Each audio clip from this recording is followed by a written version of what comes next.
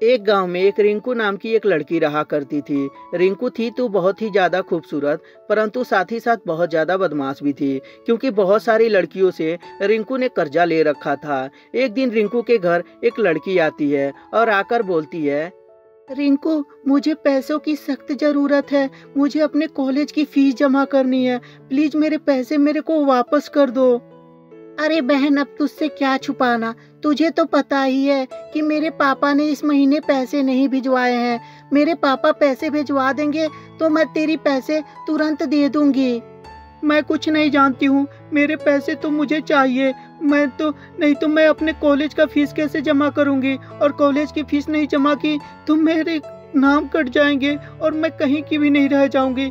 Please Rinku, मेरे पैसे दे दो तुम। देख, तो उससे कह रही हूँ ना कि मेरे पास पैसे नहीं है। मेरे पास पैसे होंगे तो मैं तुझे दे दूंगी। और ऐसे भी कौन सा मैं तेरे पैसे लेके भागे जा रही हूँ कि तू मेरे से इतना रिक्वेस्ट करके मांग रही है। रिंकू, प्लीज मेरी बात मान। मेरे नाम कट जाएंगे और मेरे नाम कट गए तो मैं कॉलेज कैसे पढ़ कर पाऊंगी अपना, और मेरे आगे का सपना मैं पूरा कैसे कर पाऊंगी। प्लीज रिंकू, दे दे मेरे पैसे प्लीज। वंदना रिंकू से बहुत ज्यादा रिक्वेस्ट करती है, परंतु रिंकू के पास पैसे नहीं होते कि वो अपने सहेली को दे पाए। और तभी अचानक से रिंकू का पड़ोसी रिंकू के घर आता है और आकर बोलता है, क्या हुआ रिंकू, तुम बहुत ज्यादा परेशान लग रही हो। कोई बात है, कोई प्रॉब्लम है तो मुझसे बताओ। अब क्या बताऊं अनिल, मेरी सहेली से मैंने पैसे लिए थे उधार, और मेरी सहेली को कॉलेज में जमा करना है अपनी फीस। मेरे को कुछ समझ में नहीं आ रहा कि अपने सहेली का पैसा कैसे वापस करूं। वही मेरी सहेली मुझसे मांग रही है।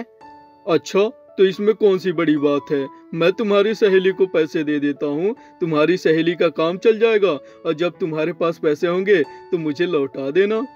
और ये बोलकर अनिल वंदना को किनारे ले जाता है और ले जाकर वहाँ बोलता है, देखो वंदना, मैं जानता हूँ कि तुम कॉलेज का फीस नहीं जमा करोगी तो तुम्हारा नाम कट जाएगा और तुम्हारी पूरी की पूरी भविष्य खराब हो जाएगी।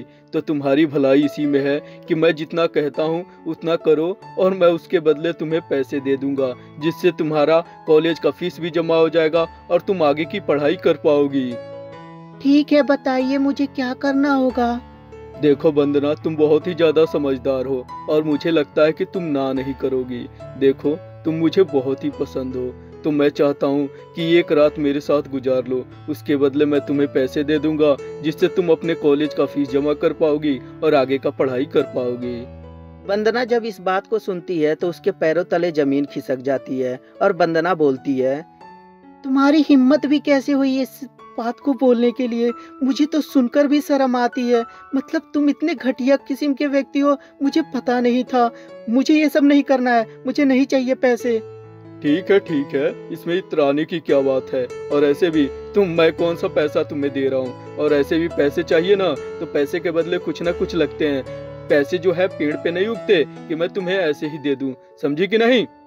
और ये बोलकर अनिल वहां से चला जाता है, परंतु रिंकू ने सारी बात सुन ली थी और रिंकू तुरंत वंदना के पास आती है और आकर बोलती है, देख बहन, तू घबरा मत। मैं जानती हूँ अनिल बहुत ही घटिया किस्म का व्यक्ति है। तुझे तेरे पैसे चाहिए ना, मैं पापा से मांग कर दे दूंगी, लेकिन तू ऐसी गलत काम मत करना जैसा अनिल बोल रहा था। रिंकू देर ही सही लेकिन अपनी सहेली की भावनाओं को समझी और अपनी सहेली की मदद करने के लिए तैयार हो गई।